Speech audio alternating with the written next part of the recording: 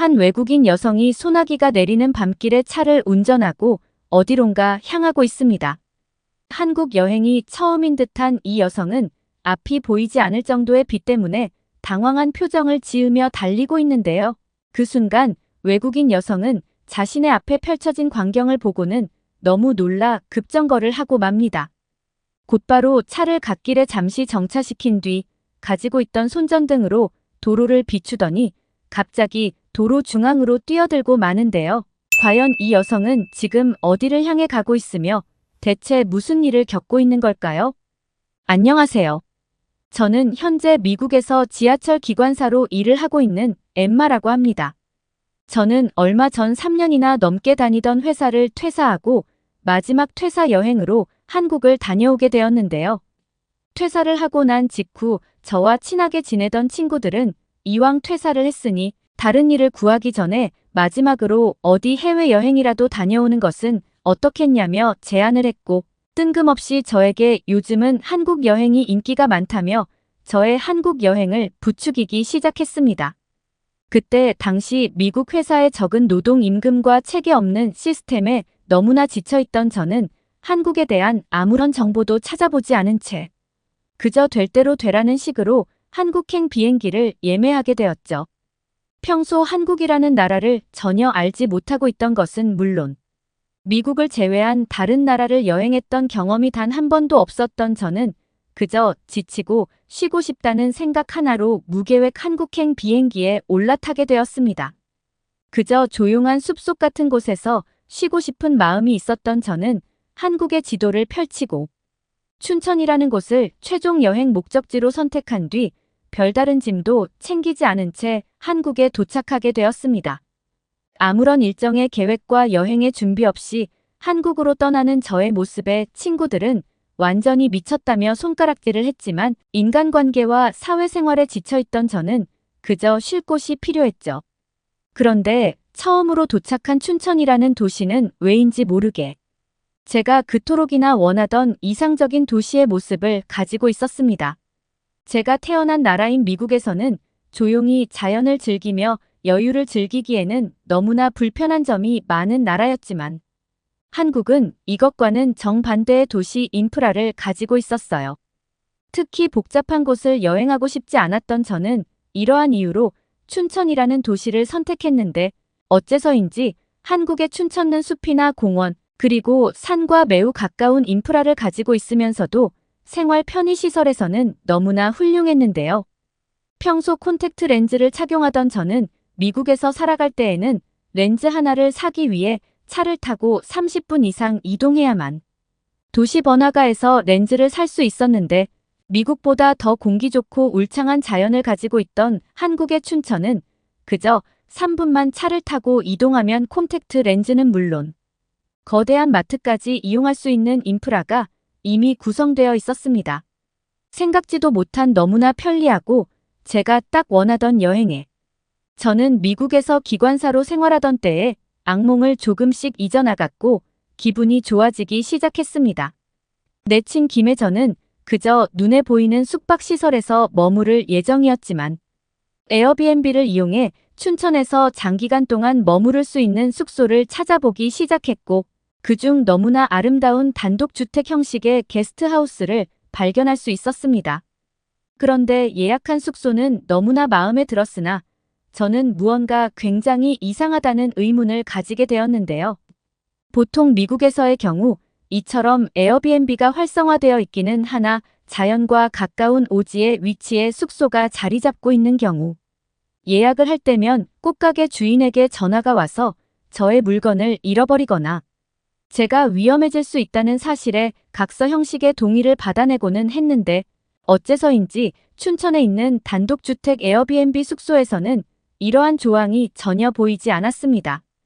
다소 이상하다는 생각이 있었기는 했지만 저는 춘천의 에어비앤비 호스트가 잠깐 조항을 잊었겠지라는 생각에 예약을 하고 난 직후 곧바로 그곳 숙소 주인분에게 전화를 걸었습니다. 몇 번의 통화 연결 끝에 저는 휴대폰 번역기를 통해 안녕하세요라는 매우 어색한 인사말을 건넸고 상대의 한국인 주인분께서는 제가 외국인인 것을 인지하자 어디 나라의 사람인지 물어보신 뒤 곧바로 능숙한 영어로 대화를 이어나가기 시작했습니다. 미국에서조차도 중심 도시와 조금 떨어진 지역에 거주하시는 분들은 아직도 영어를 제대로 구사하지 못하는 경우가 많은데 미국에서 살지 않는 한국인 분이 너무나 자연스럽게 영어를 구사하는 상황에 저는 다소 당황하고 말았죠. 약간의 일정에 대한 질문을 이어나가던 저는 곧바로 한국인 주인분에게 왜 저에게 물품 도난의 책임을 지지 않겠다는 계약 조항과 생명에 대한 계약 조항 문서를 전달해 주지 않는지 질문을 건넸고 잠시 뒤 들려온 한국인 분의 대답은 저를 충격에 빠뜨리고 말았습니다. 한국인 에어비앤비 호스트 분께서는 자신의 게스트하우스에 혹시 모를 비상 상황에 대비한 CCTV는 물론 곧바로 경찰 출동이 가능한 경비업체 시스템까지 설치되어 있다는 말과 함께 대한민국 그 어디에서도 이제 단순 도둑을 찾아보기는 힘들 것이라는 믿지 못할 이야기들을 해주셨는데요. 불과 몇 개월 전만 하더라도 미국 집에서 낮잠을 자던 중 저의 컴퓨터와 자동차를 도둑 맞았던 경험이 있던 저로서는 한국의 이러한 시스템이나 한국인 호스트분의 말들이 전부 거짓말처럼 느껴지기 시작했고 미국이 꽤 선진국이라고 생각했는데 한국은 그 이상인 것인가라는 상식을 뒤바꾸는 의문까지 생기기 시작했습니다. 지연이라는 이름을 가지고 있던 에어비앤비 한국인 호스트분께서는 제가 있는 위치를 물으시더니 자신의 차를 이용해 저를 데리러 오겠다고 하셨고 그렇게 저는 약 10분 뒤 저를 데리러 오신 에어비앤비 주인 지연 씨를 만날 수 있었습니다. 다소 나이가 있을 것이라고 생각했던 것과 달리 지연 씨는 저와 비슷한 나이의 젊은 여자분이셨지만 그녀가 몰고 있는 차의 뒷좌석은 단독주택의 정비에 쓰이는 톱과 망치는 물론 예초기까지 자리 잡고 있었고 저는 그러한 모습이 굉장히 멋있어 보이더군요. 그런데 약 20분의 시간이 걸려 지현 씨의 게스트하우스에 도착한 저는 믿을 수 없는 광경에 그만 입을 다물지 못했습니다. 미국에서는 엄청난 부촌으로 가야만 볼 수 있는 고급화 형식의 단독주택이 춘천주택단지에는 너무나 평범한 듯 무려 수십 개 이상의 집들이 모여 있었기 때문인데요. 심지어 그러한 춘천의 단독주택집들은 대부분의 집들이 미국에서는 단 한 번도 보지 못했던 경비 시스템은 물론 혹시 모를 범죄 상황에 대비한 CCTV들도 이미 여러 곳에 설치가 되어 있었습니다. 지연 씨는 CCTV를 살펴보고 있던 저를 보고는 실제로 이곳에서 에어비앤비 호스트 활동을 시작하고 약 2년의 기간이 지났지만 현재까지 CCTV를 살펴볼 일이 전혀 없었다면서 도저히 믿을 수 없는 이야기까지 해주더군요. 한국에서는 아파트만 유명하다고 알고 있었는데 실제로 보니 더욱 경이로웠던 것은 바로 한국의 주택이었습니다. 제가 머물게 될 게스트하우스는 통창의 유리와 함께 마당에는 엄청난 크기의 수영장이 있었고 한쪽에는 고기를 먹을 수 있는 바비큐 시설까지 설치되어 있었습니다. 수영장이 있는 단독주택이라니 미국에서는 평생 동안 돈을 모아야만 하는 이러한 고급 수영장 시설이 한국의 주택단지에서는 너무나 평범한 것처럼 보였고 심지어 지연 씨는 겨울의 경우 원하는 고객이 있으면 수영장의 뜨거운 온수까지 채워준다면서 점점 제 상식을 무너뜨리기 시작했습니다. 실제로 미국에서는 정말 완전한 중심 도심가를 제외하고는 가스보일러 시스템이 굉장히 낡아 있거나 아예 설치되어 있지 않은 곳이 많아 온수 자체가 나오지를 않는데 한국의 춘천 주택단지는 주변이 젊고 아름다운 자연경관에 둘러싸여 있었음에도 따뜻한 온수물이 그저 수도꼭지를 틀기만 하면 나왔습니다. 한국인들에게는 그저 당연하고도 평범한 일상이었겠으나 미국의 부모님, 집에서 머무를 때마다 가스 버너를 이용해 수돗물을 끓여서 썼던 저에게는 그야말로 이곳이 천국이나 다름이 없었죠. 자연을 보면서 따뜻한 물로 수영장 시설도 이용하고 고기도 먹을 수 있다니 저에게는 그야말로 천국이었지만 지연 씨는 이러한 모든 것들을 누리는 것에는 그렇게 큰 돈이 들지 않았다면서 자신도 그저 평범한 게스트하우스를 운영하고 있는 것이니 그만 놀래라는 농담까지 하더군요. 그렇게 30분이 넘게 춘천의 게스트하우스 단지를 살펴보며 구경을 하던 저는 정말로 한국에서 살고 싶다는 마음마저 생기기 시작했습니다. 지연 씨와 친해진 저는 지연 씨의 제안으로 저녁에 구워 먹을 고기를 사러 같이 마트를 가기로 했고, 그렇게 저는 지현 씨의 차를 다시 한번 얻어 탄 뒤 춘천의 대형마트로 향하게 되었습니다. 그런데 차에 타고 약 5분 뒤 갑자기 하늘에서는 비가 내리기 시작했는데요. 처음에는 그저 이슬비 내렸지만 비는 금세 폭우로 바뀌기 시작했고, 지연 씨는 춘천에서는 폭우가 그렇게 신기한 현상은 아니라면서 원래 비가 많이 오는 지역이니 걱정 말라는 마음 편한 소리를 늘어놓았습니다. 하지만 제가 태어난 나라인 미국에서는 폭우가 내리기 시작하면 안 그래도 열악한 생활 인프라 시스템이 완전히 일시 정지되는 것은 물론 일을 제대로 하지 않는 미국 공무원들의 방식 때문에 출근조차 하지 못한 채 꼼짝없이 집에 갇혀야만 했는데요. 그런데 지연 씨는 뭐가 그렇게 마음이 편한지 콧노래까지 부르며 저를 태우고는 마트로 향하기 시작했고, 저는 도저히 참을 수 없는 마음에 지금 당장 차를 돌려서 숙소로 돌아가야 된다는 화를 내기 시작했습니다. 하지만 지연 씨는 급작스럽게 화를 내는 저의 모습에 굉장히 당황한 듯 보였고 저를 이해하지 못하는 눈치였어요. 급작스러운 저희 숙소 복귀 요청에 지연 씨는 대체 무엇이 문제냐며 저를 안정시켜주기 시작했고, 그러던 와중 제 시야에는 무언가 굉장히 이상한 물체가 도로 갓길에 세워져 있는 것이 보였습니다. 검은색 상자 안에 들어있던 그곳의 우산은 마치 파라솔의 크기만큼 매우 큰 크기를 가지고 있었는데, 저는 이렇게 비싼 우산을 무료로 나눠준다고라는 생각이 들 정도로 모든 상황이 이해가 되지 않았습니다. 그리고 잠시 후 차를 완전히 정차시킨 뒤 저에게 뛰어온 지연 씨는 춘천은 외곽 지역에 사는 거주민들이 많아 이렇게 비가 많이 오면 춘천 주민이나 공무원분들이 폭풍 후 상황에 대비할 수 있는 몇 가지 물건들을 이처럼 도로 갓길에 나눔 형식으로 놔두는 경우가 있다는 놀라운 말을 하더군요. 저는 지연 씨에게 지금 이 우산은 누가 봐도 새 것이고 파라솔 크기만큼 거대한데 이것을 진짜로 주는 것이냐고 다시 한번 물어보았고, 지연 씨는 당연히 춘천 주민이라면 그 어떤 누구라도 무료로 가져가서 사용하면 된다는 말을 해줬습니다. 저 또한 당황스럽다는 생각이 들기도 했지만 그곳에서 굉장히 튼튼해 보이는 우산을 챙긴 뒤 곧바로 지연 씨의 차에 탑승하고 저희는 빠르게 숙소로 돌아오게 되었죠.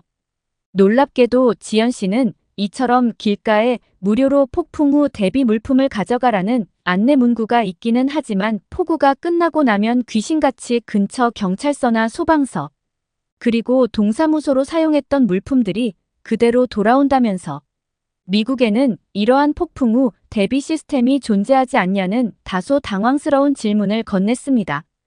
아쉽게도 제가 몇십 년이나 살아온 미국에서는 그저 비가 많이 내리면 아무것도 할 수 없을 정도로 이처럼 재난에 대비하는 상황 자체의 매뉴얼이 정리되어 있지 않았고, 심지어 몇몇 미국의 소방서에서는 폭우가 내리면 자동으로 비가 그칠 때까지 출동을 하지 않겠다는 선언을 했던 적도 많았기에 저는 미국과 한국이 자국민을 배려하는 것에서 이렇게나 기술적 차이가 난다는 사실에 놀랄 수밖에 없었습니다. 그런데 지현 씨와 함께 다시 돌아온 게스트하우스에 도착한 순간 저는 또다시 믿을 수 없는 광경에 입을 다물지 못했습니다. 방금까지만 해도 사람 하나 보이지 않던 주택 단지였는데 어느새 그곳에는 수십 명의 한국인 분들이 서로 담소를 나누며 매우 비싸 보이는 재난 장비로 넘쳐있던 핫소구 물을 편리하게 제거하고 있었고, 심지어는 아무런 사람이 없던 지현 씨의 게스트하우스까지 함께 작업을 해주고 있었기 때문입니다. 아무리 같은 한국인이라고는 하지만 바로 옆집이라는 이유만으로 저렇게 경계심 없이 마당으로 들어가 재난 대비를 해주다니. 저로서는 이해할 수 없는 상황의 연속이었지만 지연 씨는 아랑곳하지 않고 자신의 숙소 작업을 해주고 있던 동네 주민분에게 다가가더니 방금 가져온 모래주머니를 전달하고는 너무나 고맙다며 감사의 표시를 하더군요. 그리고 저는 바로 그 순간 이게 한국에서의 행복하고도 아름다운 한국인들의 정이구나라는 깨달음과 함께 갑자기 마음이 따뜻해지기 시작했습니다. 그곳에는 수십 명의 한국인 분들이 있었지만 그들 모두는 그저 행복한 표정을 지으며 재난 대비 작업을 하고 있었고, 그것에는 남의 것과 자기 것의 경계가 전혀 없는 모두가 같은 동네 주민이라는 큰 목표가 먼저였던 것이죠. 심지어 지현 씨의 게스트하우스에 머물고 있던 손님분들까지도 나와서 주민분들의 작업을 돕고 있는 광경에 저는 그저 할 말을 잃고 말았습니다. 한국인 분들과 함께 주택 단지의 재난 대비 작업을 마치고 저는 지현 씨가 준비해준 야외 목욕탕의 따뜻한 물에 몸을 녹였고, 노천탕에서 보이는 한국 춘천의 자연경관에 어떻게 이런 나라가 존재하고 있었을까라는 생각만 들었습니다. 조용하면서도 휴식이 있었지만 전기와 온수를 사용할 수 있었고, 심지어 인터넷마저 초고속 인터넷으로 사용할 수 있는 한국의 도시 인프라 시스템은 제가 정말로 바라던 그런 꿈만 같은 생활을 할 수 있는 곳이었죠. 그렇게 약 한 달 정도 지연 씨의 제안으로 게스트하우스 일을 도우며 직원 생활을 해나가던 저는 여행이라는 목적마저 잊고 춘천에서의 생활에 완전히 빠지게 되었습니다. 그리고 약 3개월이 지난 지금 저는 현재까지도 지연 씨와 함께 춘천의 게스트하우스에서 직원으로 일을 하고 있고, 조금 더 원활한 의사소통을 위해 꾸준히 한국어를 공부하고 있습니다.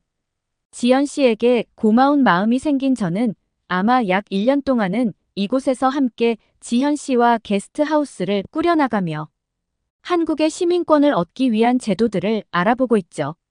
저는 지금 그저 한국에서 생활할 수 있다는 것에 큰 행복감을 느끼고 있습니다. 난 진짜 한국이라면 끔찍해 2번 다신 가고 싶지 않아. 제발 엄마를 이해해주면 안 될까? 엄마 그래도 날 낳아준 아빠의 나라잖아. 딱 한 번만 날 위해가. 여기 엄마와 딸이 한국행을 앞두고 격렬하게 다투고 있습니다. 두 모녀에게 어떤 사연이 있는지 오늘의 사연을 한번 들어보겠습니다. 안녕하세요. 저는 영화와 드라마를 정말 좋아하는 중국 산징에서 태어난 유튜버 위미아입니다. 제가 영화와 드라마를 좋아하고 유튜브까지 하게 된 계기에는 좀 가슴 아픈 사연이 있는데요. 바로 제가 어렸을 적 따돌림을 당했기 때문이에요. 지금 생각해보면 정말 말 같지도 않은 이유로 꽤 오랜 기간 왕따를 당했었는데, 그 이유는 뒤에서 다시 말씀드리도록 할게요. 아무튼 그때 당시 제게 유일하게 친구가 되어줬던 게 바로 영화 드라마였습니다. 국내에서는 그 누구도 저와 놀고 싶어 하지 않아서는 오로지 방에 틀어박혀 영상이라는 동영상은 다 찾아봤던 것 같아요. 그렇기 때문에 웬만한 콘텐츠는 제가 다 꿰고 있었죠. 특히 좋아하는 영상들은 통째로 대사를 외워버리기도 했어요. 아무튼 그렇게 몇 년을 틀어박혀 영상만 봤기 때문에 늘 새로운 영상이나 더 재미있는 콘텐츠 없나 하고 찾아보다가 심지어 다른 나라의 영상까지 모두 섭렵했습니다. 그래서 대학 들어가기 전까지는 계속 영상에만 빠져 살았던 것 같아요. 그만큼 광적으로 좋아하다 보니 제 나름의 시선을 담아 유튜브까지 만들게 되었고, 고맙게도 많은 분들이 좋아해 주셨어요. 내가 따돌림을 당하면서도 개의치 않을 수 있었던 건 제 영상을 보고 재밌다고 댓글을 달아주시던 분, 오늘 힘들었는데 영상으로 위로를 받았다고 하신 분들을 포함해 늘 좋은 댓글을 달아주시는 바로 제 구독자님들 덕분에 씩씩하게 학창시절을 보낼 수 있었던 것 같아요. 아무튼 저는 베이징에서 대학교를 다니기 위해 산징을 떠나고 나서야 왕따라는 이미지를 벗을 수 있었어요. 저를 아무도 모르는 대학교에 가서야 긴장을 풀고 지낼 수 있었어요. 대학생이 된 지금 생각해보면 친구들이 왜 그렇게 지독하게 놀려 있는지 잘 모르겠습니다. 예전에 어린 저를 만난다면 다른 친구들이 이상한 거라고 속상해하는 저를 달래주고 싶었죠. 그때 제가 왕따를 당했던 건 오로지 제가 혼혈아라는 이유 하나였어요. 저는 한국인 아빠와 중국인 엄마 사이에서 태어났습니다. 유럽 배당 여행을 왔던 아빠는 미술관에서 그림을 보고 있던 엄마에게 푹 빠져버렸죠. 두 분은 그렇게 운명적으로 만나게 되었고, 아빠는 오직 엄마 하나만을 보고 중국으로 이민 와서 결혼까지 했어요. 그래서 동네 아이들은 어쨌든 한국인 피가 섞였으니 열등하다는 등 말이 많았어요. 어렸을 때 엄마 아빠를 원망했던 적도 있었던 것 같아요. 한참 놀림을 받고 울며 집에 걸어올 때 아빠는 저를 번쩍 안아주시며 아이스크림을 사주셨어요. 그러곤 너는 이 세상 어디에도 없는 특별한 아이라고 하시며 언젠가 다른 친구들이 오히려 너를 좋아하며 다가올 때가 있을 거라고 하셨습니다. 아빠의 다정한 말과 아이스크림 하나로 속상했던 제 마음은 사르르 풀렸어요. 그렇지만 그것도 딱 10살까지였습니다. 왜냐하면 아빠는 불의의 사고로 제가 10살 때 돌아가셨거든요. 아빠에 대한 기억은 사실 아이스크림을 사주셨던 기억 하나만 생생하고 나머지는 모두 희미한 기억들 뿐이에요. 게다가 아빠 이야기를 엄마와 나눌 수도 없어 엄마는 아빠 생각만 하면 슬프고 괴롭다며 대화를 거부하셨기 때문에 아빠와 관련된 얘기만 나와도 얘기하고 싶지 않다며 딱 잘라 말을 끊으셨습니다. 아빠 사고에 대해서 구체적으로는 모르지만 엄마가 딱 한 번 얘기해줬던 적이 있어요. 가족끼리 여름 휴가를 맞아 한국에 놀러 갔는데 그때 계곡에서 놀다가 사고가 났었다고 해요. 한창 놀고 있는데 순식간에 물이 불어나 아비규환이었다고 했었죠. 그때 아빠는 허겁지겁 엄마와 저를 먼저 구하고 한 명 더 구하려다 그대로 물에 휩쓸려 내려가 버렸고 시신도 찾지 못했다고 했습니다. 제가 아빠의 사고에 대해 아는 건 이게 전부예요. 엄마는 보통 아빠 얘기만 나와도 수도꼭지가 고장난 사람처럼 울어서 저도 아주 어릴 때부터 아빠 얘기는 입 밖으로 꺼내지 않아요. 오직 마음속으로 한 번씩 흐릿한 기억 속에 있는 아빠를 떠올릴 뿐이죠. 그러던 어느 날 저는 대학교 방학을 맞아 집으로 돌아왔어요. 엄마는 동네 아주머니들이랑 배드민턴을 치러 가셔서 집에 없었어요. 평소처럼 영상을 보려고 태블릿을 잡고 소파에 앉았습니다.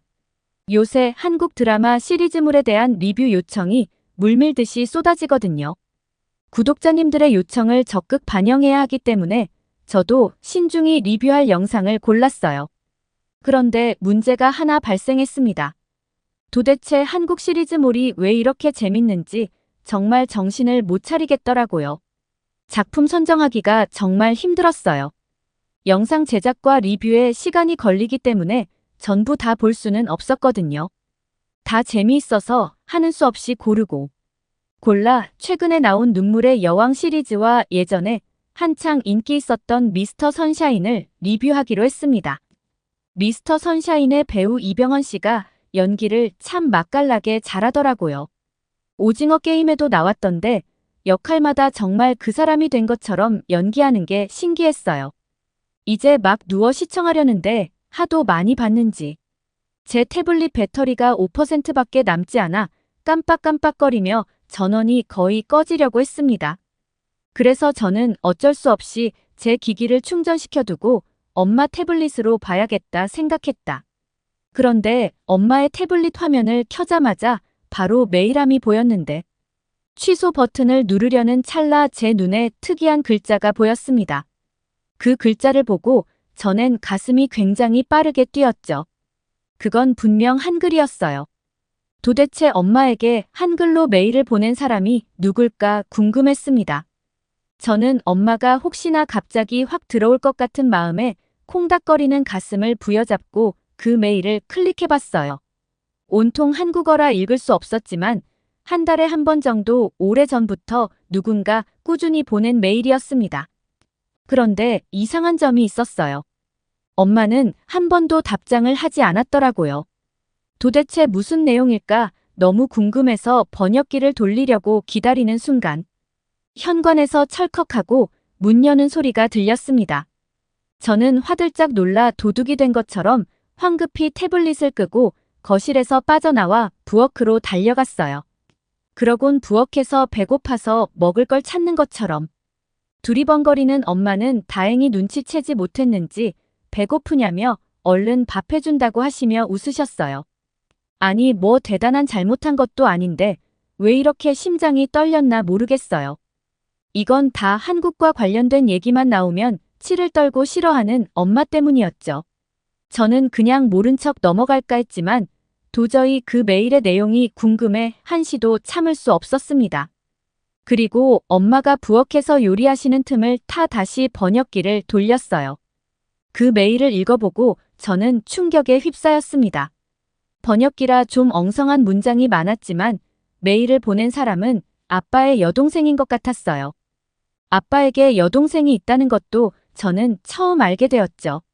그분은 저희 둘의 안부를 궁금해하시며 잘 지내고 있냐고 물었고 언제라도 마음이 내키면 답장을 꼭 달라고 하시기도 했죠. 그리고 조카를 한번 꼭 보고 싶다고 혹시 사진이라도 한번 보내줄 수 있냐고 물어보기도 하셨어요.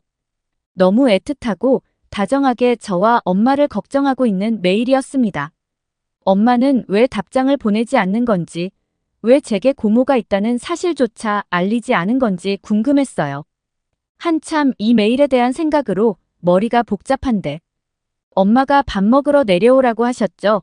식탁 위에는 진수성찬이 차려져 있었지만 도저히 밥이 넘어가지 않았습니다. 온통 메일에만 신경이 집중되어 밥을 먹는 둥 마는 둥 깨작거렸어요.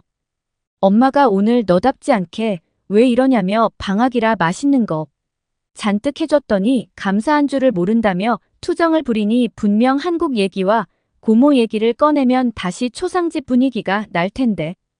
불편한 상황을 만들고 싶지는 않았지만 어떻게든 이 얘기를 알고 싶었습니다.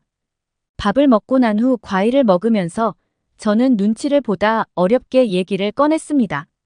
엄마에게 굉장히 고통스러운 일인 걸 알지만 제게도 중요한 일이고 우리 가족과 관련된 일이라고 얘기했죠. 사실 아까 영상을 보려다가 엄마 편지함에서 고모가 보낸 메일을 봤다고 했습니다. 왜 고모에게 답장을 하지 않는지, 고모의 존재를 왜 숨겼는지 물어봤죠. 엄마는 화가 난 듯한 표정을 지으시면서도 결국 어쩔 수 없었다는 듯 한숨을 쉬셨어요. 그리곤 담담하게 말을 이어나갔습니다. 사실 아빠가 사고 났던 계곡은 고모 가족들과 우리 가족이 한국에서 함께 놀러 갔던 곳이라고 했어요. 그런데 사고가 있던 그해 여름 고모가 정말 좋은 계곡이라며 추천한 곳에서 아빠를 잃게 된 거였죠. 아빠는 위기 상황에 엄마와 저를 먼저 구했지만 바로 나올 수 없었어요. 왜냐하면 아빠가 구해야 할 한 사람 부모가 있었기 때문이죠. 아빠가 누군가를 구하려다 못 나왔다고 말했었는데 바로 그 사람이 고모였다고 얘기했습니다. 그리고 아빠는 고모를 구하고 나서 물살에 휩쓸려 빠져나오지 못하고 돌아가셨다고 말이죠. 엄마는 참기 힘들다는 듯 눈물을 쏟으셨고 제 눈에도 그렁그렁 눈물이 맺혔어요. 워낙 어렸을 적 일이라 무서워하는 저를 괜찮다며 차분히 달래주고는 아빠 금방 갔다. 올게 하던 아빠의 마지막 얼굴만 기억이 나기 시작했어요. 엄마도 그 일이 일어난 게 고모 탓이 아니라는 걸 머릿속으로는 정말 잘 알고 있고 엄마도 고모에게 답장을 하지 않는 것이 괴롭지만 그게 마음처럼 잘 안 된다고 했어요. 그리고 분명 엄마의 이런 모습을 보면 하늘에 있는 아빠가 더 속상해할 거라는 것도 잘 알고 있다고 덧붙이셨습니다. 저는 엄마의 말을 듣고 나서 그제야 비로소 엄마의 행동들이 어느 정도 이해가 되었습니다. 도저히 엄마에게 뭐라고 얘기해야 할지 몰라 그냥 엄마를 안고 토닥거려줬어요. 그리고 그날 밤 침대에 누워 생각에 잠겼습니다. 아빠가 떠난 지도 이제 10년이 넘어가고 있는데 엄마는 여전히 사고에서 벗어나지 못한 것 같았습니다. 이젠 엄마도 어느 정도 아빠 얘기를 편하게 할 수 있어야 그 일에서부터 치유가 된 게 아닐까 하는 생각이 들어 여전히 이렇게 슬픔에 잠긴 엄마를 보는 건 엄마를 위해서라도 하루빨리 해결하고 넘어가야 할 것 같았어. 물론 하늘에서 지켜보고 있는 아빠도 속상해할 게 뻔했죠. 아무래도 엄마와 고모는 서로 얘기할 시간이 필요한 것 같았어요. 세월이 흘렀는데 용서를 하든 위로를 하든 아빠 얘기를 꺼내놓고 해야 두 사람 모두 편할 수 있겠다는 생각이 들었습니다. 엄마에게도 괴로운 일이긴 하지만 고모에게도 아빠의 사고는 정말 끔찍한 일이었을 테니까요. 그러니 고모도 10년간 오지 않는 메일을 꾸준히 보내며 저와 저희 엄마를 걱정하고 있었던 것 아닐까요? 저는 아까 엄마 몰래 적어둔 고모의 메일 주소로 편지를 한 통 보냈습니다. 제 전화번호를 적고 한번 꼭 전화 달라고 했죠. 그러고 아침 9시가 되자마자 오르는 번호로 전화가 한 통 왔어요. 저는 곧바로 전화를 받았죠. 수학이 너무 떨리는 목소리의 주인공은 고모였습니다. 기억도 안 나는 고모였고 10년 만에 처음 듣는 목소리지만 어딘가 익숙한 느낌이 들었습니다. 고모는 제 메일을 받고 새벽 6시까지 한숨도 못 자고 기다렸다 연락을 하는 거라고 했어요. 이젠 많이 컸겠다며 어떻게 알고 메일을 보냈냐고 고맙다고 하셨죠. 떨리는 고모의 목소리를 들어보면 왠지 고모도 눈물을 흘리고 있는 것 같았습니다. 저는 엄마와 어제 있었던 일에 대해 얘기하면서 조심스럽게 엄마와 고모가 한번 만나서 서로 얘기를 하시면 좋겠다고 했어요. 엄마는 여전히 아빠와 한국 얘기만 꺼내면 이내 슬픔에 잠겨버린다고. 아직 그 일에서 벗어나지 못한 것 같다고 했어요. 엄마도 머리로는 고모 잘못이 아닌 걸 알고 있지만 마음으로는 좀 어려워하는 것 같아서 툭 터놓고 서로 얘기하는 게 좋을 것 같다고 말씀드렸죠. 고모는 한동안 말씀이 없으셨어요. 그러고 꼬마 아이였던 내가 벌써 이런 얘기를 할 나이가 되었냐며 끼셨습니다. 고모는 직접 중국으로 오겠다고 하셨어요. 그러자 저는 제가 엄마를 모시고 한국으로 가겠다고 했죠. 사실 저도 한국엔 워낙 어릴 때 갔던 곳이라 기억도 잘 나지 않고 아빠가 나고 자란 곳을 한번 가보고 싶은 생각이 들었습니다. 고모는 얼마든지 편한 대로 하라고 하시며 혹시 엄마가 아빠에 대한 기억 때문에 힘들어한다면 고모가 직접 중국으로 가도 되니 엄마와 상의해보고 얘기해달라고 했죠. 그리고 고모는 정말 고맙다는 말을 연신 반복해서 하셨습니다. 이렇게 직접 저와 통화를 해서 얼마나 기쁜지 모르겠다고 하시면서요. 그러곤 다음에 기억하고 전화를 끊었습니다. 아침을 먹고 나서 저는 엄마를 불러 진지하게 얘기했어요. 그동안 엄마가 늘 슬퍼하기만 해서 솔직히 나도 제대로 슬퍼하지 못한 것 같다고요. 나에게도 아빠는 정말 소중한 사람이라 나도 한번 한국에 가서 아빠 엄마가 매년 갔다 온 장소에도 가보고 아빠가 좋아하던 음식도 먹어보고 싶다고 말했습니다. 우리 함께 아빠를 추억하고 즐거운 기억을 떠올리면 더 이상 아빠를 생각해서 슬프지 않을 거라고 얘기했죠. 엄마는 그동안 엄마의 슬픔에 빠져 저를 제대로 잘 돌보지 못했던 것 같다고 미안하다고 하셨어요. 그리곤 알겠다고 한번 가보자고 하셨다. 저는 한국 여행을 준비하면서 굉장히 들떴어요. 그렇게 긴 여행을 마치고 녹초가 되어 인천공항에 도착했어요. 공항에는 세계 각지에서 온 여행객들로 그야말로 물밀듯이 많은 인원으로 들어차 있었습니다. 여기서 또 한참 기다려야겠다 생각하는데 금세 제 차례가 되더라고요. 공항 직원분들의 일처리 속도가 어마어마하게 빨랐습니다. 다들 정말 성실하고 효율적으로 업무 처리를 하더라고요. 중국이었으면 상상도 못할 속도에 기겁하며 정말 편하게 입국 심사를 마칠 수 있었습니다. 나중에 알고 봤더니 한국 사람들은 자동 출입국 심사대를 통해 여권만 스캔하고 바로 통과할 수 있다고 하더라고요. 정말 한국 여권 하나 있으면 편리하겠다고 생각했어요. 미리 고모에게 비행편을 알려드려 고모가 마중 나오겠다고 하셨어요. 엄마는 잔뜩 긴장했는지 제 손을 꽉 잡으셨어.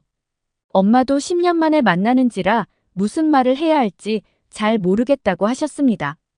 입국장에 그 많은 사람들 중에 저는 고모를 한눈에 알아볼 수 있었어요. 고모를 만나자마자 눈물이 나왔죠. 아빠와 정말 많이 닮아 있었습니다. 고모는 저희 모녀를 찾고서는 눈물을 흘리며 달려오셨어요. 엄마와 고모는 두 분이서 꼭 끌어안으셨습니다. 엄마는 정작 10년간을 고모에게 연락 한 번 하지 않을 정도로 냉랭하게 대하셨지만 막상 고모 얼굴을 보니 아빠 생각도 나고 뭐라 말할 수 없는 슬픔과 미안함이 몰려왔다고 했어요. 역시 한국에 오길 참 잘했다고 생각했습니다. 두 분은 한동안 서로 껴안고 눈물을 흘리셨다. 엄마는 그동안 정말 많이 미워했다고 미안하다고 말했습니다. 7년을 모르고 살았지만 피를 나눈 가족이라는 건 정말 이렇게 단박에 알아차릴 수밖에 없구나 생각했던 날이었습니다. 한바탕 울고 나서 뒤를 돌아봤더니 고모부와 고모의 딸이 저희를 지켜보고 있었어요.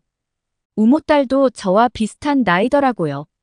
고모는 멀리서 와서 피곤하겠다며 얼른 차 타고 집에 가자고 얘기했습니다. 창문 밖으로 보낸 서울의 모습은 이상하리만치 따뜻했어요.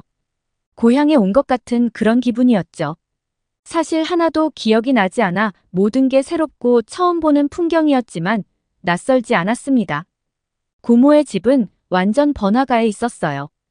엄마는 아직 이사 안 하고 그대로 살고 있냐고 얘기했습니다. 그리고 정말 많이 발전했다며 놀라셨죠. 저는 처음 보는 한국 아파트 풍경에 입이 떡 벌어졌습니다. 고모 아파트 아래쪽에 상가가 빼곡하게 들어서 있었는데 없는 게 없어 보였습니다. 그냥 백화점을 갈 필요가 없는 거 아닐까 하는 생각이 들 정도로 편의시설이 쫙 늘어서 있었죠. 게다가 아파트 안쪽에는 산책로가 얼마나 잘 되어 있는지 여기에서 한 발짝 나가지 않아도 다 해결되겠다는 생각이 들었습니다. 아니, 오히려 베이징보다 훨씬 더 좋은 곳인 것 같았습니다. 아빠가 태어난 한국이 이렇게 멋진 곳이라니 가슴이 벅차 올랐습니다. 우모는 저녁은 집밥을 준비했다고 하시며 아빠와 엄마가 좋아했던 것들로 만들었다고 하셨어요. 그리고 제가 어릴 적에 김 넣은 달걀말이를 그렇게 좋아해서 그것도 만들었는데 아직도 좋아할지 모르겠다며 걱정된다고 하셨습니다. 저는 식탁을 보고 깜짝 놀랐습니다. 온갖 반찬이 늘어져 있었고 마치 뒤에 온 것 같아. 오빠가 좋아하는 음식은 순두부찌개와 파전이라는 음식이었어요. 저는 순두부라는 음식을 보고 깜짝 놀랐습니다. 중국 두부는 수분이 없고 좀 퍽퍽한 느낌인데 이렇게 몽글몽글한 두부는 처음이거든요. 부드러운 식감에 호로록 넘어가는 순두부가 정말 맛있었어요. 근데 저는 파전은 먹고 싶지 않았어요. 저는 파를 별로 안 좋아하는데 파전에는 파가 잔뜩 들어가 있었어. 그런데 고모가 정성스럽게 해주신 음식이기도 하고 아빠가 좋아하는 음식이었다고 하니 어쩔 수 없이 눈 딱 감고 한 입 먹어봤습니다. 그런데 바삭바삭하니 진짜 맛있더라고요. 간장 소스에 콕 찍어 먹으니 큰 거 한 장을 저 혼자도 다 먹을 수 있을 것 같은 느낌이 들었습니다. 그렇게 도란도란 밥을 먹고 나서 어른들끼리는 부엌에서 얘기를 하시고 저는 오늘 처음 만난 사촌과 함께 소파에 어색하게 앉았습니다. 제 사촌인 효선이는 중국 나이로 치면 제가 한 살 더 많고 한국 나이로 치면 효선이가 한 살 더 많더라고요. 근데 어차피 중국에는 그런 개념이 없으니 친구처럼 이름을 부르기로 했어요. 그렇게 나이와 이름을 서로 얘기하고 난 다음 저는 효선이가 꺼낸 말에 기겁을 했습니다. 아니, 이 밤에 산책을 나가자고 하는 거 아니겠어요? 지금 밤 11시인데. 어딜 나가냐고 했더니 도리어 제 반응을 보고 더 놀란 것 같았어요. 뭐가 위험하냐고 지금 하나도 안 위험하다고 하더라고요. 저는 고모에게 달려가 효선이가 좀 이상한 것 같다고 애가 밤 11시인데. 지금 저보고 산책 가자고 했다고 얘기했어요. 고모와 고모부 엄마는 서로 바라보며 깔깔 웃으셨습니다. 엄마는 여긴 한국이라 괜찮다고 하셨어. 저 빼고 다들 이상한 것 같았습니다. 저는 효선이의 손을 꼭 붙들고 조금이라도 위험하면 바로 돌아올 거니까 그렇게 알라고 하고 밖으로 나왔습니다. 그런데 저는 한국의 밤 풍경을 보고 입이 벌어졌어요. 그야말로 평화로움 그 자체였습니다. 반짝이는 거리의 가로등과 네온 쌓인 불빛 아래 사람들은 각자 저마다의 시간을 즐기고 있었어요. 이런 저녁 시간이 가능하다니 놀라웠죠. 게다가 문을 연 가게들은 어찌나 많은지 중국과 비교되었습니다. 저는 너무 신기해서 유튜브 라이브를 켜서 중국 사람들에게 이 풍경을 보여주고 싶었습니다. 실시간 라이브를 켜서 얼굴을 비추고 지금 밤에 나와 있다고 하니 다들 어서 들어가라며 뭐 하냐며 제 걱정을 했습니다. 그래서 저는 화면을 돌려 한국의 밤거리를 비추는데 이게 말이 되냐고 모두들 깜짝 놀랐습니다. 채팅창이 너무 빨라 다 읽지도 못할 정도로 사람들의 반응이 폭발적이었어. 너도 처음엔 걱정이 돼서 조금이라도 위험하면 바로 뛰어들어갈 거라고 했는데 하나도 위험하지 않아. 정말 신기해서 라이브를 켰다고 말했어요. 그러자 갑자기 옆에 있는 여자는 누구냐며 효선이에게 관심이 쏠렸죠. 제 한국 사촌 효선이라고 소개해주자 구독자님들이 정말 좋아했어요. 저는 제가 통역해 줄 테니 간단하게 자기소개를 해달라고 했습니다. 그런데 저는 효선이의 행동에 기겁했어요. 아니, 효선이는 유창한 영어로 자기소개를 하는 것뿐만 아니라 영어로 적힌 댓글도 빠르게 읽고 질문에 대답까지 하는 거예요. 효선이의 유창한 영어 실력에 정말 깜짝 놀랐습니다. 라이브 방송을 종료하고 효선이에게 어떻게 그렇게 잘하냐고 물었더니 이 정도는 기본 아니냐고 하는데 더욱 대단하다는 생각이 들었죠. 한국 사람들이 그렇게 똑똑하다더니 이런 데서 알 수 있는 건가 하는 생각이 들더라고요. 집에 돌아가 보니 엄마와 고모는 그간 쌓였던 것들을 모두 다 푼 것처럼 보였어요. 두 분 다 편안한 얼굴을 하고 있었다. 그날 밤 엄마는 제 손을 꼭 잡으며 한국으로 올 수 있게 해줘서 정말 고맙다고 하셨어요. 그리고 내일은 아빠와 데이트하던 한강에 가서 자전거를 타보자고 하셨죠. 한결 편안해진 엄마를 보면서 저도 덩달아 마음이 포근해졌습니다. 이젠 즐거운 마음으로 함께 아빠를 추억할 수 있을 것 같아서 기뻤죠. 그렇게 엄마와 즐거운 한국 여행을 마무리하고 다시 중국으로 돌아왔어요. 아니, 따라할 거면 제대로 따라하던가. 여기는 대만의 한가게 한 남성이 물을 뒤집어 쓴 채 먼 허공만을 바라보고 있습니다. 이내 이 남성은 무언가를 굳게 결심한 듯한 모습인데요. 대체 이 남성은 어떤 결심을 한 건지 한번 알아보러 가실까요? 안녕하세요. 저는 대만 명문대학교 한국어 학부에 다니고 있는 장우엔이라고 합니다. 대만인인데 웬 한국어 학부라고 생각하시는 분들께서도 많겠지만 제가 한국어 학부에 입학하게 된 계기를 들으면 아마 놀라실 거예요. 아무래도 저희 학부 다른 친구들에 비해서 제가 한국어 학부에 들어오게 된 계기가 좀 특별한 편이더라고요. 저도 물론 다른 친구들처럼 K-팝에 빠져서 한국어 학부에 들어온 건 맞지만 자세히 들여다보면 좀 다르답니다. 다른 친구들처럼 최근에 유명해진 아이돌이 아니라 거의 30년도 넘은 가수 덕분에 한국어 학부에 들어오게 되었거든요. 자세히 말씀드리면 저는 초등학생 때부터 아빠가 한국 노래에 푹 빠져 계셔서 자연스럽게 한국어에 관심을 가질 수 있었어요. 아빠는 제가 초등학생일 때 지금처럼 직장에 다니시지 않고 늘 기타를 메고 다니시면서 집에서 노래를 부르고 계셨어요. 아침에 일어나서 씻고 학교 갈 준비를 할 때도, 학교에서 돌아와 방에서 숙제를 하고 있을 때도, 심지어 잠들기 전에도 아빠는 늘 한국 산울림 밴드의 노래를 입에 달고 사셨죠. 당시 한글을 전혀 몰랐던 저는 아빠가 부르는 노래가 무슨 뜻인지는 하나도 알지 못했지만 아빠의 중저음 음색이 너무 좋아서 아빠 다리에 기대어 누워 눈을 감고 노래를 듣곤 했답니다. 엄마는 항상 거실을 지나가다 말고 아빠 등짝을 찰싹하고 치시면서 한국 노래를 그만 좀 부르라고 뭐라 한마디 하셨어요. 하지만 산울림 앨범을 한번 틀기 시작하면 밤늦게까지 들으시는 걸 보면 엄마도 어쩔 수 없다는 듯 한숨을 쉬며 고개를 절레절레 저으시곤 했습니다. 음악을 듣는 내내 아빠는 가만히 계시지 않고 이 노래가 제목이 뭔지 어떤 내용의 노래인지 항상 저에게 일일이 설명해 주셨어요. 산울림은 마치 한국의 비틀즈 같은 존재라고, 그만큼 위대한 밴드라고 늘 강조하셨죠.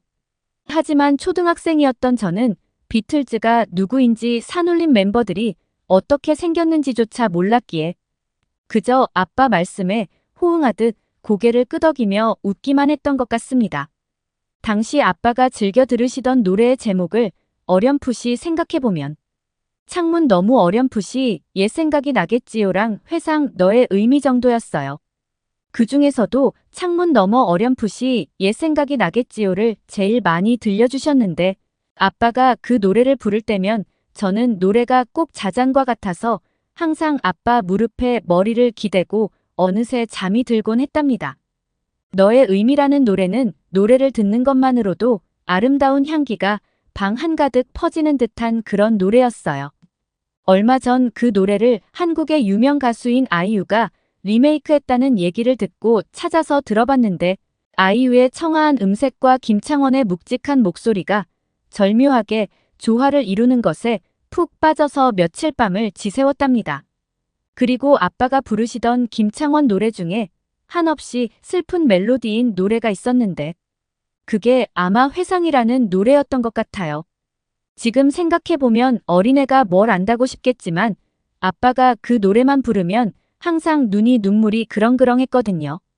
그땐 그저 아빠가 좋아서 취미 삼아 집에서 노래를 부르고 연주하시는 줄로만 알았어요.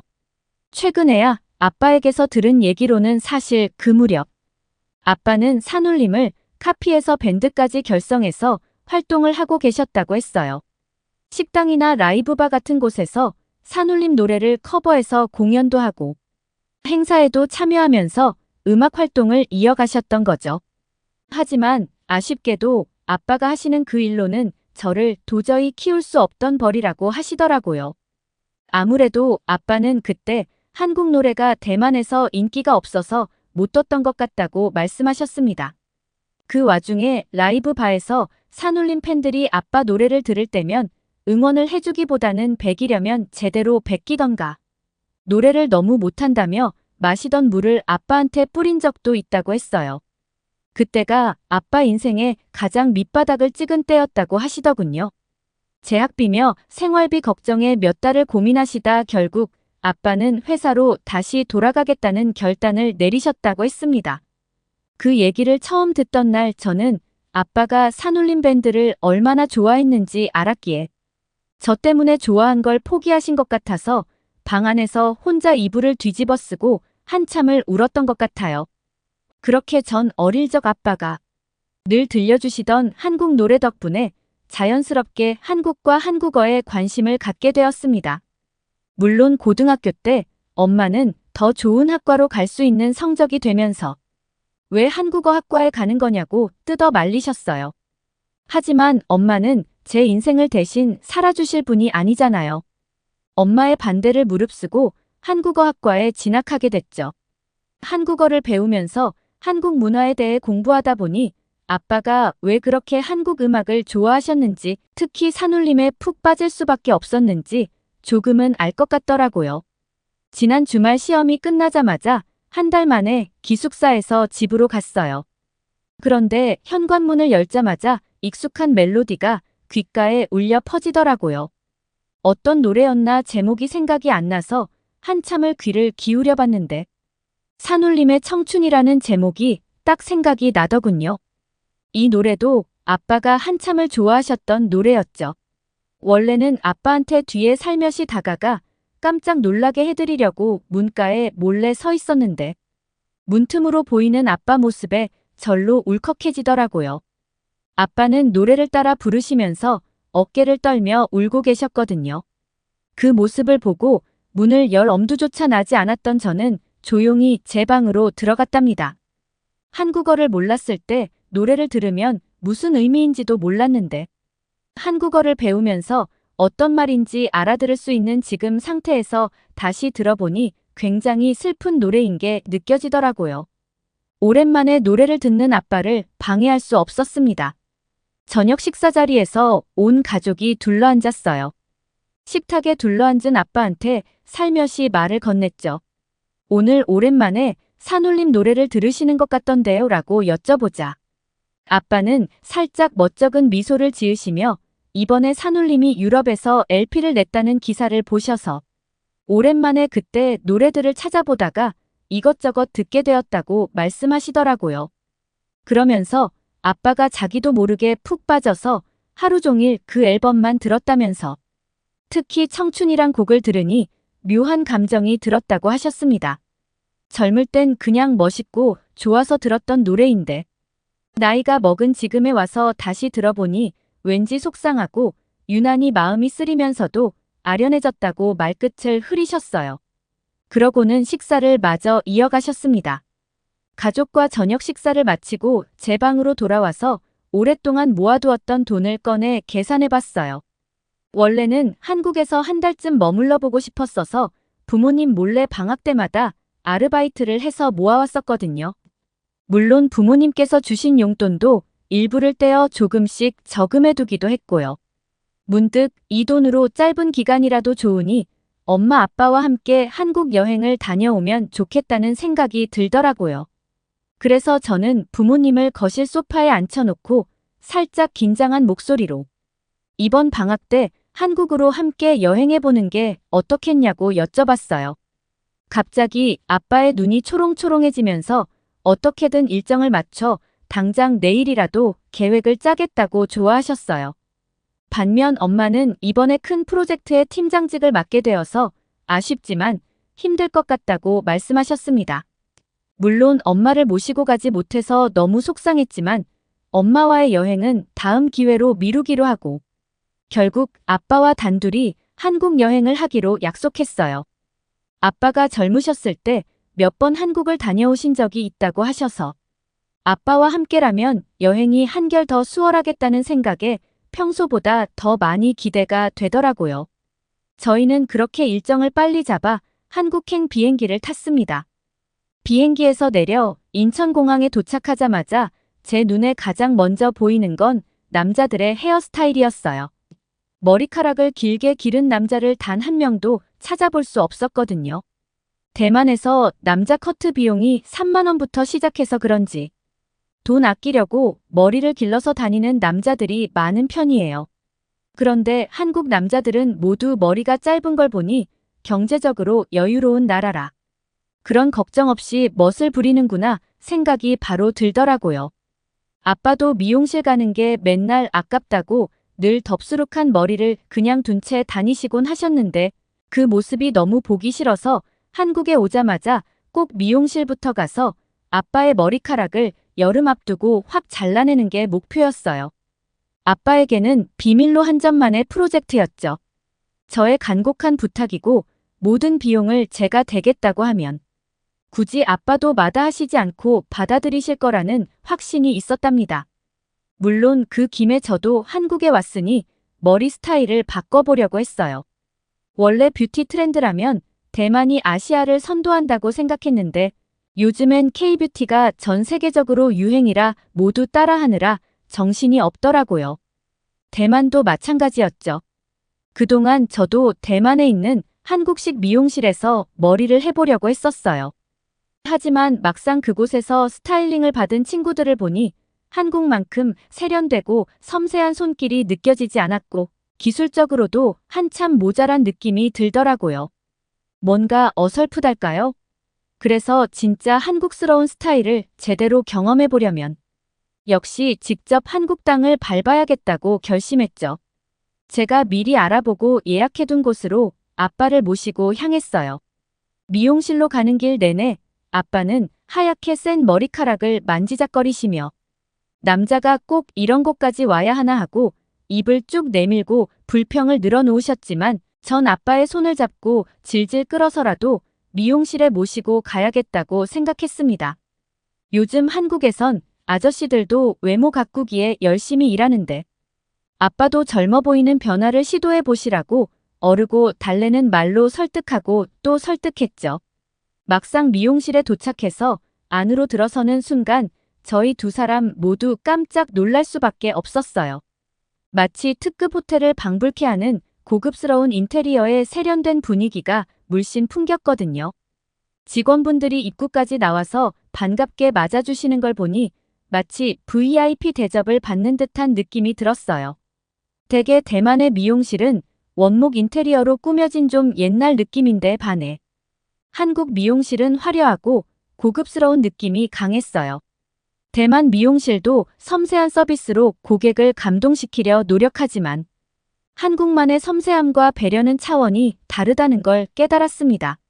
전 담당 디자이너 선생님께 아빠를 지금보다 멋있고 깔끔하게 만들어 달라고 부탁했고, 제 머리는 하고 싶었던 머리 스타일의 사진을 보여드리면서 자연스러운 웨이브를 넣어달라고 부탁드렸답니다. 사실 전 한국 미용실에 남다른 각오와 기대를 걸고 있었어요. 그동안 대만 미용실에 가서 원하는 머리 스타일을 해달라고 하면 요구사항을 단 한 번도 반영해주지 않았던 경험이 많았거든요. 파마약도 너무 약한 걸 써서 스타일이 잘 잡히지 않았고 머리 한 번만 감으면 다 풀려버리는 게 일상이었어요. 디자이너분들도 고객의 모발 손상에 대해 책임지고 싶지 않아서 그런지 과감한 커트나 펌을 해달라고 하면 항상 주저하더라고요. 머리카락을 확 잘라내거나 빠글빠글한 컬을 완성해달라고 해도 말로는 알겠다고 하면서 막상 머리가 완성된 걸 보면 그냥 다듬은 정도였죠. 정말 원하던 스타일과는 거리가 멀고 처음과 다를 바 없는 스타일로 마무리되던 게 일상 다반사였어요. 그런데 더 어이없는 게 뭔지 아세요? 고객의 요구를 제대로 반영하지도 않고선 전이랑 변화도 없는 머리 스타일을 보면서 오히려 뿌듯해한다는 거예요. 진짜 그럴 때는 어찌나 울컥하던지 실수해. 책임지기를 두려워하는 대만인 특유의 소심한 모습 때문에 미용실에 믿고 머리를 맡기기가 힘들었어요. 반면 대만에서도 한국 미용실은 사진 그대로 머리 스타일을 해준다는 소문이 있어서 그런지 기대를 많이 했답니다. 실제로 한국에서 시술받고 온 친구들의 머리 스타일을 보면 정말 완벽하더라고요. 원하는 스타일의 사진을 보여주기만 하면 그야말로 똑같은 헤어스타일을 만들어준다고 해서 너무 설레 있었답니다. 머리 스타일링이 시작되자마자 디자이너 분의 손놀림에 놀라지 않을 수 없었어요. 가위를 휘황찬란하게 돌리면서 제가 원하는 느낌 그대로 머릿결을 시원시원하게 잘라 내려가시더라고요. 솔직히 너무 과감하게 쳐내셔서 혹시라도 실수하면 어쩌나 하는 걱정도 살짝 들 정도였어요. 그런데 시간이 지나니까 처음에는 긴장되고 무서웠던 마음이 가라앉게 되더라고요. 머리카락층을 하나하나 쌓아 내려가는 손놀림을 멍하니 계속 바라보다 보니 잠이 쏟아졌어요. 얼마나 잤는지는 기억이 안 났지만 머리를 감으러 이동해야 된다고 잠을 깨우시는 바람에 깼답니다. 펌이 끝나고 머리를 다 감고 다시 의자에 앉았는데 저는 진짜 경악하지 않을 수 없었습니다. 왜냐하면 거울을 봤는데 머리가 완전히 아줌마 머리처럼 빠글빠글했거든요. 완전 머리가 망해버렸다는 생각이 드니 괜히 눈물이 나올 것 같더군요. 한국 미용실에 온 걸 진심으로 후회하기 시작했죠. 진짜 친구들이 원망스럽기까지 했습니다. 하지만 드라이기로 머리를 말리면서 디자이너분이 스타일링을 해주시는데 결과물을 보고 깜짝 놀랄 수밖에 없었어요. 거울 속에 비친 제 모습은 처음에 보여드린 사진 속 헤어스타일과 완벽하게 똑같았거든요. 그때부터 눈물이 쏙 들어가고 너무나 기분이 좋아서 디자이너분께 계속 감사하다는 말씀을 드렸어요. 머리가 끝나자마자 아빠의 모습을 보려고 달려갔는데 이게 대체 무슨 일이죠? 깨끗하게 다듬어진 머리에 무슨 마법을 쓰셨는지 단숨에 10년은 젊어 보이는 모습으로 거듭나셨더군요. 자세히 보니 지저분했던 눈썹까지 깔끔하게 정리해 주신 게 보였어요. 이렇게나 많은 서비스를 받고 나니 가격이 어마어마할 거라는 생각이 들었어요. 아무래도 대만 미용실보다는 훨씬 비쌀 거라고 각오하고 있었죠. 마음을 굳게 먹고 카드에 돈을 많이 넣어놓긴 했지만 막상 정확하게 금액이 얼마나 추가될지 알 수 없어서 불안한 마음을 감출 수가 없었어요.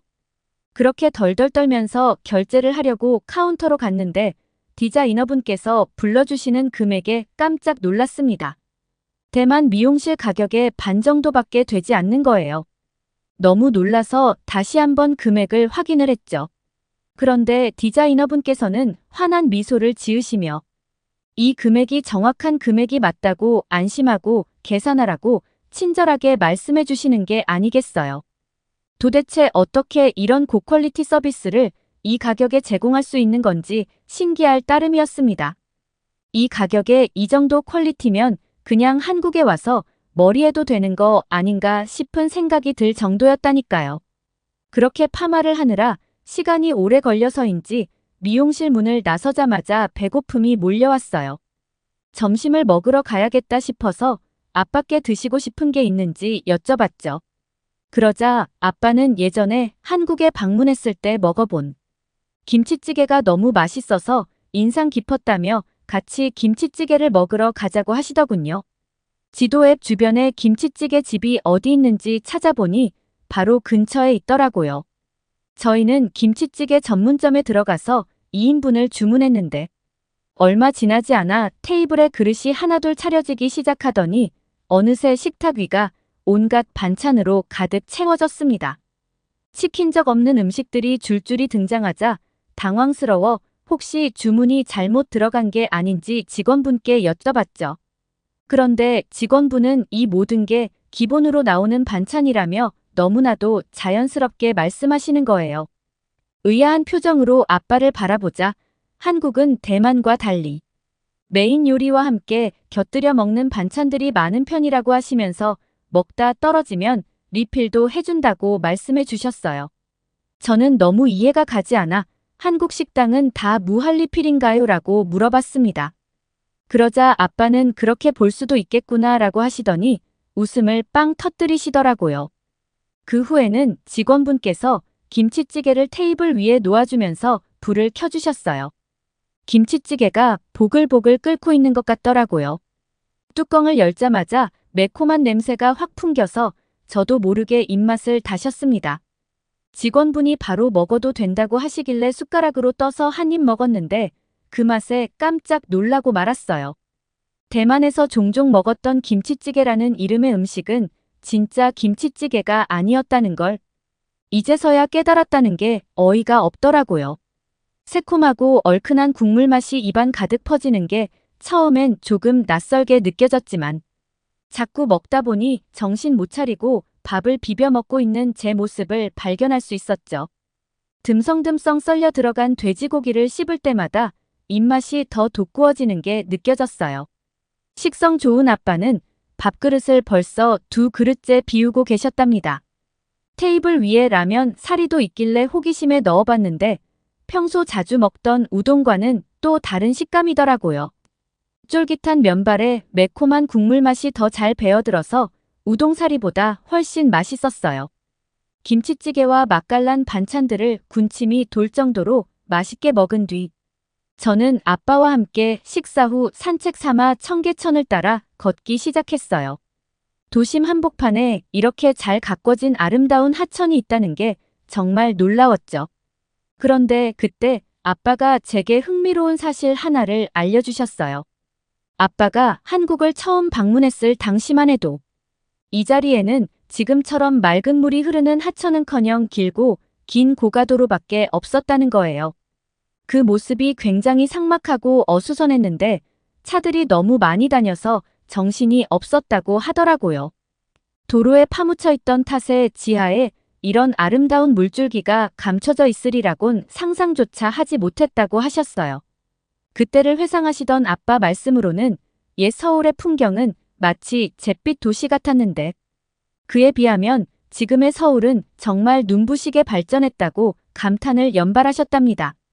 급격한 경제성장과 기술 발전을 거듭하며 짧은 시간 내에 여기까지 온 게 정말 대단하다고 칭찬을 하시더라고요. 저도 공감이 되었던 게 제가 어릴 때만 해도 BTS나 블랙핑크 같은 K-팝 스타가 전 세계를 휩쓸 거라곤 상상도 못했는데 이런 거 보면 짧은 기간에 이렇게까지 발전한 한국이 대단하긴 하더라고요. 그렇게 아빠와 나란히 걸으며 이런저런 이야기를 나누다 보니 어느새 저희 앞에 낡은 음반 가게 하나가 모습을 드러냈어요. 그 안을 들여다보니 요즘엔 보기 힘든 레코드 판들이 빼곡히 진열돼 있었죠. 저는 살면서 이렇게 많은 레코드 판을 한자리에서 본 건 처음이었어요. 레코드 판이라곤 그저 가끔 카페 인테리어용으로 벽에 걸려 있는 것만 봐왔던 터라 신기하더군요. 아빠는 혹시나 하는 마음에 이 중에 산울림 밴드의 음반이 있을까 싶어 레코드판을 하나하나 꺼내 살펴보기 시작하셨어요. 저도 곁에서 열심히 찾아보았지만 아쉽게도 원하는 앨범은 끝내 찾아내지 못했습니다. 너무 감사드린다고 인사하며 가게에서 나와보니 어느새 하늘이 어둑어둑해지고 있었어요. 이런 멋진 풍경 보면서 맥주 한잔하면 딱이겠다 싶었는데 아빠도 같은 생각이셨는지 분위기 좋은데 술 한잔할까 하고 물어보시더라고요. 전 당연히 좋다고 했죠. 그랬더니 아빠가 갑자기 예전에 한국 와서 가봤던 술집 얘기를 꺼내시는 거예요. 그 술집이 정말 아늑하고 정겨웠는데 아직도 하고 있을지 모르겠다면서 스마트폰으로 검색을 해보셨어요. 하지만 워낙 옛날에 가셨던 술집이라 그런지 어디 있는지 도무지 찾을 수가 없었어요. 어쩔 수 없이 근처 치킨집에 가서 치맥이나 시켰죠. 시원한 맥주랑 치킨을 먹는 내내 아빠는 계속 그 술집에 대한 추억을 저한테 얘기해 주셨어요. 술집 이름도 굉장히 단순한 한글 단어였는데 그 가게는 사장님뿐만 아니라 손님들도 직접 기타를 치면서 노래를 부르는 게 특징이었다고 하시더라고요. 저는 처음부터 그렇게 모르는 사람들이랑 노래 부르면서 놀면 어색하지 않냐고 여쭤보니다. 아빠도 처음에는 그럴 줄 알았지만 실제로는 아니었다는 거 있죠.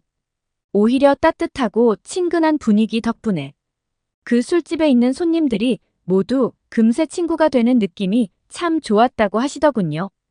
적당히 불어오는 바람을 맞으면서 테라스에서 아빠와 치킨 한 입에 맥주 한 잔은 너무 행복했습니다. 그렇게 아빠의 추억을 따라서 한국을 여행하고 아쉬움을 남기고 대만에 왔어요.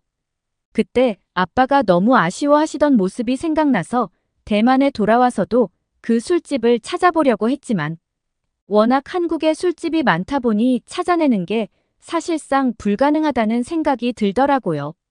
사실 제가 이렇게 글을 쓰게 된 이유는 혹시나 아빠가 가셨던 술집을 아시는 분이 있으실까 해서였어요. 아빠가 그 술집을 찾으면 한국을 꼭 다시 갈 거라고 하시더라고요. 오늘 사연은 여기까지입니다.